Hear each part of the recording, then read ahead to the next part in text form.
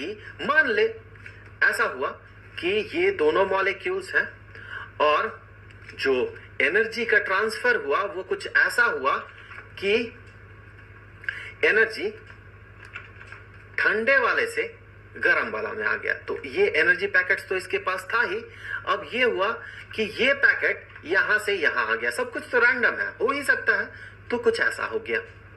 तो ऐसा अगर हो तो आप कहेंगे ये तो violation of second law of thermodynamics हो गया कि भाई ठंडा ऑब्जेक्ट और ठंडा हो गया और गर्म ऑब्जेक्ट और ज्यादा गर्म हो गया। लेकिन ये तो एक प्रोबेबल चांस है, एक सिचुएशन की बात कर रहे हैं। ऐसा भी तो हो सकता है कि ये मॉलिक्यूल जो है, माफ कीजिएगा, ये जो हीट पैकेट है, एनर्जी का पैकेट है, वो यहां पर आ जाए, ये भी तो चांस है, और ये मूव ना करे।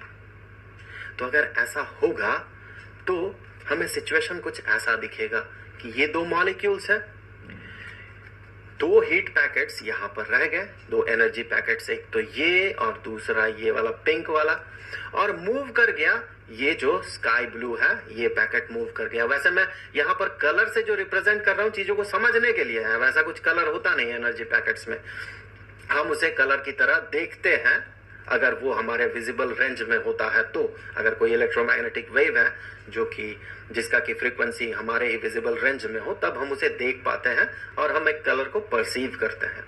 तो यहाँ कलर देने का मतलब यह है, कलर से रिप्रेजेंट करने का मतलब सिर्फ यही है कि आप डिस्टिंग्विश कर पाए चीजों के साथ, इन अलग अलग चीजों को अलग अलग तरीके से डिस्टिंग्विश कर सके। ऐसा भी एक चांस है, ऐसा हो सकता है। या फिर ऐसा भी तो हो सकता है कि जो ये वाला मॉलिक्यूल यहां ना जाके, माफ कीजिएगा फिर से मैं मॉलिक्यूल कह गया, ये वाला जो एनर्जी पैकेट है ये वहां पर ना जाके ये वाला चला जाए, इसके पास भी तो 50-50 चांसेस है। तो ऐसा भी एक चांस हो सकता है कि अब जो है ये पिंक वाला जो एनर्जी का पैकेट है, जिसे कि पिंक कलर से हमने रिप्रेजेंट किया था, वो वहां पर चला गया हो। तो ऐसे स्थिति में भी देखिए दोनों मॉलिक्यूल्स के पास बराबर एनर्जी है, दो पैकेट, ये भी एक पॉसिबल चांस है। अब ऐसा भी हो सकता है कि दो मॉलिक्यूल्स हैं, अब जो है ये येलो वाला जो पैकेट है ये मूव कर गया, ये भी एक पॉसिबल चांस है। तो अब ये रह गया यहाँ पर, और ये येलो वाला जो है जिसे कि येलो कलर से हमने रिप्रेजेंट किया था वो मूव कर गया। तो इस केस में भी देखे अब भी दो पैकेट्स हो गए, अब भी जो मॉलिक्यूल्स है दोनों मॉलिक्यूल्स के पास बराबर एनर्जी पैकेट्स हैं। ऐसा भी एक पॉसिबल चांस है, हो सकता है। ऐसा भी हो सकता है कि ये दो मॉलिक्यूल्स हैं और यहां से दो पैकेट यहां पर आ गए हो और ये वाला पैकेट इधर चला गया हो, ये भी एक पॉसिबल चांस है। उस केस में भी दो एनर्जी पैकेट्स रहेंगे दोनों के पास, या फिर ये दोनों चला गया हो उस डायरेक्शन में और ये वहां से यहां आ गया हो, ये भी एक पॉसिबल चांस है। तो अगर आप सारे इस तरह के सिचुएशंस को कलेक्ट करें तो आप ये पाएंगे बहुत कम चांस है कि ऐसा सिचुएशन आपको दिखे और बहुत ज्यादा चांसेस हैं कि आपको ऐसा सिचुएशन दिखे। तो इसका मतलब कि अगर बहुत सारे मॉलिक्यूल का सिस्टम हो, जैसे कि अगर रियल लाइफ एग्जांपल ले तो मान ले कि दो स्लैब्स हैं, दो आयरन बार्स हैं, एक गर्म है तो एक ठंडा है, दो स्लैब्स कुछ ऐसे हैं, एक दूसरे के साथ सटा हुआ है और एक गर्म है तो दूसरा ठंडा है। तो यहां पर जो हीट का फ्लो होगा, मान ले इसका जो टेम्परेचर है ये टेम्परेचर 30 डिग्री सेल्सियस में है और इसका टेम्परेचर जो है ये 10 डिग्री सेल्सियस है। तो इस केस में हम ये पाते हैं कि जो हीट का ट्रांसफर है वो गर्म से ठंडा ऑब्जेक्ट की तरफ होता है। यहां अगर आप इसके बाउंड्री को देखें तो यहां पर बहुत बहुत बहुत सारे मॉलिक्यूल्स हैं, trillions and trillions and trillions of molecules. तो ऐसे अगर बहुत बहुत सारे मॉलिक्यूल्स का एक सिस्टम हो तो यहां पर मान ले बहुत बहुत सारे मॉलिक्यूल्स हैं और इस तरफ भी बहुत सारे मॉलिक्यूल्स हैं।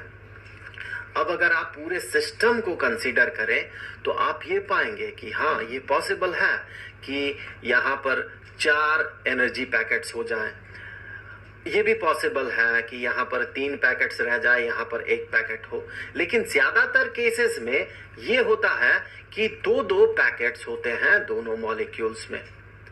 सो अगर आप नेट एनर्जी का फ्लो देखें, नेट फ्लो सारे मॉलिक्यूल्स के कारण इन दोनों बॉडीज में जो एनर्जी का एक्सचेंज हुआ, उस नेट फ्लो को अगर देखें तो आप ये पाएंगे कि नेट फ्लो जो है एनर्जी का वो इधर से इधर होगा, from high temperature body to low temperature body.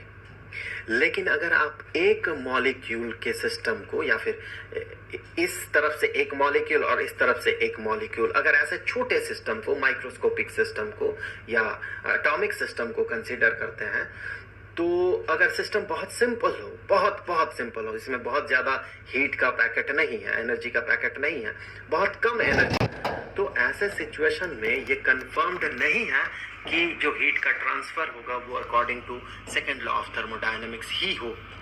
लेकिन जब आप कलेक्शन कंसीडर करते हैं, बहुत सारे मॉलिक्यूल्स का कलेक्शन, या फिर मॉलिक्यूल्स में हीट का जो पैकेट्स है, एनर्जी पैकेट्स जो है ये बहुत ज्यादा है, उस समय हमेशा आप ये पाएंगे कि हीट का फ्लो जो होगा वो हाई टेम्परेचर से लो टेम्परेचर की तरफ होगा। मैं आपको एक छोटा सा एग्जांपल दूंगा कि मान ले कंपटीशन हो रहा कहीं पर, तो एक साइड में 3 लोग हैं, 3 लोगों का एक टीम है, और दूसरे तरफ एक ही इंसान है पार्टिसिपेट किया हुआ।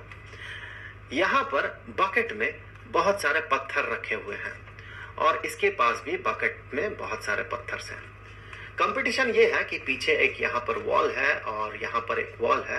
कंपटीशन कुछ ऐसा है कि इनको यहाँ से पत्थर कलेक्ट करना है और कलेक्ट करके इस तरफ थ्रो करना है और वॉल पे जाके लगाना है थ्रो करके।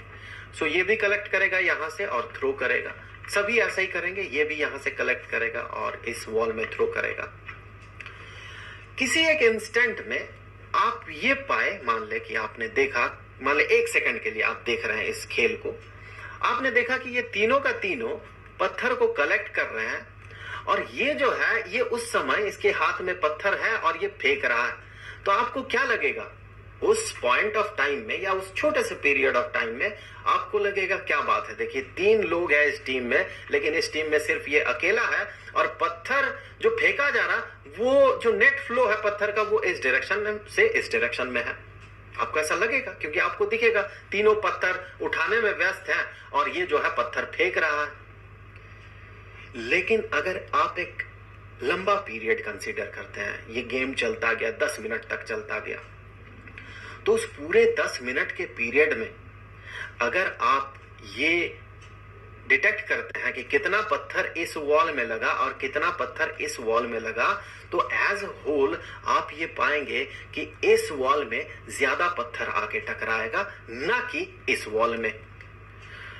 क्यों? क्योंकि 3 लोग फेंक रहे हैं, फेंकने का जो समय है वो सबके लिए बराबर है, चांसेस सबके लिए बराबर है पत्थर फेंकने का। तो इसीलिए एक लंबे पीरियड ऑफ टाइम में आप ये पाएंगे कि जो इस वॉल से टकराया पत्थर वो ज्यादा है। तो हम कह सकते हैं एक लंबे पीरियड ऑफ टाइम के लिए, इस एग्जांपल में एक लंबे पीरियड ऑफ टाइम के लिए जो नेट फ्लो होगा पत्थर का वो इधर से इधर होगा। लेकिन किसी एक बहुत छोटे से पीरियड में आप ये नहीं कह सकते हैं कि पत्थर इधर से इधर ही जाए। हो सकता है पत्थर ना फेंके ये लोग उस समय, पत्थर उठाने में व्यस्त हो और ये पत्थर फेंक रहा हो उस समय। तो एक छोटे से पीरियड में या फिर एक छोटे से सिस्टम में आप ये डिस्टिंग्विश नहीं कर सकते, या आप डिटरमाइन करके एकदम बिल्कुल डिटर्मिनेशन के साथ ये नहीं कह सकते कि हमेशा ही ऐसा होगा।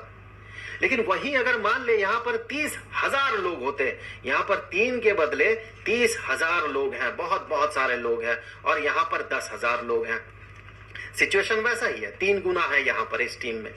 लेकिन अगर 30,000 लोग हो, यहाँ पर 10,000 लोग हो, तो प्रोबेबिलिटी बहुत बहुत बहुत कम है कि किसी एक पॉइंट ऑफ टाइम में आप देखें और आपको दिखे कि ज्यादा पत्थर इधर से इधर आ रहा। ऐसा नहीं होगा। आप कभी भी देखें, आप पाएंगे नेट फ्लो ऑफ स्टोन्स